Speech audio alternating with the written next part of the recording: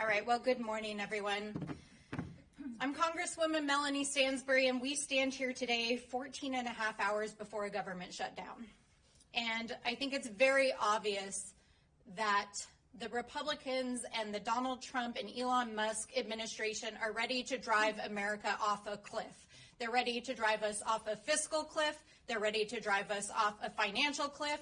And they are ready to tank our economy and our federal government if we do not comply with their social engineering of the federal government. And the women of the Democratic Caucus are fighting back. It's important to understand that this is the largest number of Democratic women to ever represent this country in American history. We represent the diverse fabric of this country, and we stand on the shoulders of the women who came before us, who raised us to be strong leaders ourselves.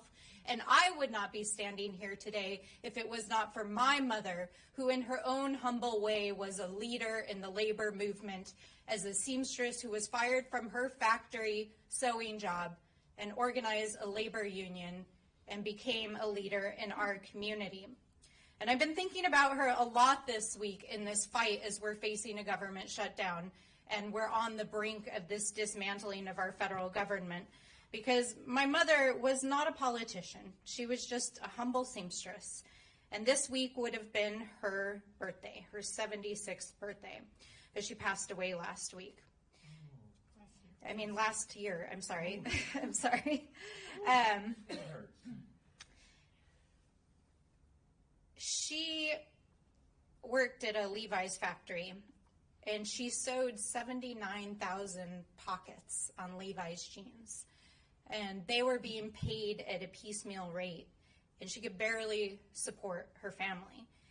And so she and a number of her fellow seamstresses tried to organize a labor union in the 1970s, and she was fired for trying to organize. And when she came back to try to fight back and held up a sign outside of the Levi's factory after she lost her job, she stood alone.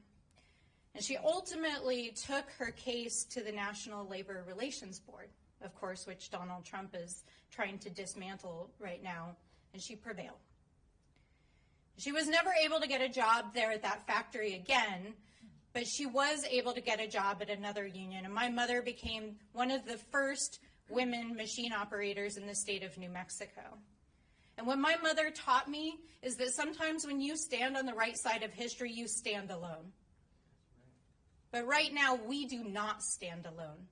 We stand as the largest, strongest, most diverse, and proud group of women to ever serve this nation in the Democratic Caucus. And we are standing not only on the shoulders of our mothers and our grandmothers, but with the American people behind us. Because the American people have been clear that they do not support what Donald Trump and Elon Musk are doing. They are dismantling our federal agencies, firing thousands of federal workers. They are data mining your data. They are taking agencies that provide essential care and services to our communities and dismantling them piece by piece. And they are in the process setting us up for a collision course to get this CR passed in just a few short hours so that they can get on with the real agenda that they have, which is to dismantle the fundamental programs that have made it possible since the Great Depression for families like mine to survive. Because I would not be standing here as your Congresswoman had it not only been for my mother, but for the food assistance and housing assistance and fundamental protections of our workers that made it possible for working class families in this country to survive, thrive, and put forward leaders for the next generation. So our fight is that fight. Our fight is the fight for America. Our fight is for the workers of America. Our fight is for the veterans of America. Our fight is for the military workers in America. And our fight is for the women of America. So I want to share with all of you that 43% of our federal workforce is women. And we have seen tens of thousands of women fired over the last several weeks. But yesterday, we got some good news.